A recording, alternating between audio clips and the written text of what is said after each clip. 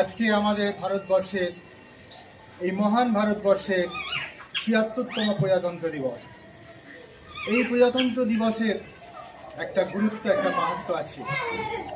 আজকের এই দিনে ১৯৫০ সালের এই ২৬শে জানুয়ারিতে আমাদের মহান ভারতবর্ষের সংবিধান গণপরিষদে গৃহীত হয়েছিল। আর তখনই ভারতবর্ষ বিশ্বের বুকে একটা গণপ্রজাতন্ত্র হিসেবে প্রতিষ্ঠা লাভ করেছিল, যা আমাদের গর্বের বিষয়। ভারতবাসী হিসেবে আমরা গর্ববোধ করি। তবে এই সংবিধান আমাদেরকে কিছু অধিকার দিয়েছে, কিছু দায়িত্ব দিয়েছে। অধিকার দিয়েছে, আমরা হচ্ছি এই ভারতবর্ষের নাগরিক। আমাদের শিক্ষা, সংস্কৃতি, মত প্রকাশের স্বাধীনতা, ধর্ম পালনের স্বাধীনতা, সেই সঙ্গে আমাদের সমস্ত কিছু স্বাস্থ্য থেকে শুরু করে নানান রকম অধিকার দিয়ে আমাদের রাজনৈতিক মত প্রকাশের অধিকার সহ সমস্ত কিছু দায়িত্ব এবং কর্তব্য ও অধিকার এই সংবিধান নথিভুক্ত করে গেছে। তাই এই সংবিধান আজকে আমাদের এই যে ২৬শে জানুয়ারি, সেই গর্বের দিনটা আমরা সকলে অত্যন্ত আনন্দের সঙ্গে পালন করছি।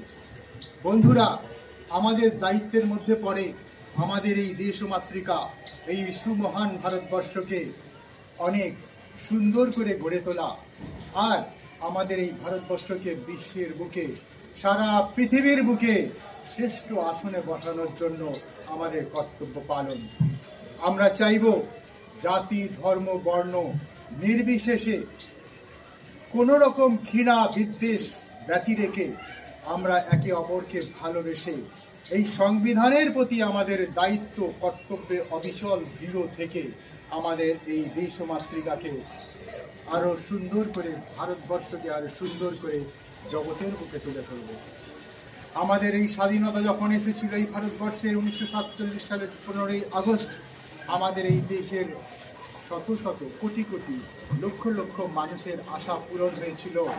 সেই সময়ে আমাদের দেশের সুসন্তানরা তাদের প্রাণ বলিদান দিয়েছিল।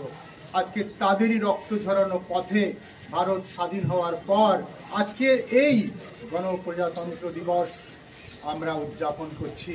আর আমরা শপথ গ্রহণ করছি যে এই ২৬শে জানুয়ারি আমাদের জীবনে বারে বারে আসুক, ফিরে আসুক। আমরা চাই আমাদের এই ভারতবর্ষকে বিশ্বের বুকে আরো সুন্দর করে গড়ে তুলতে।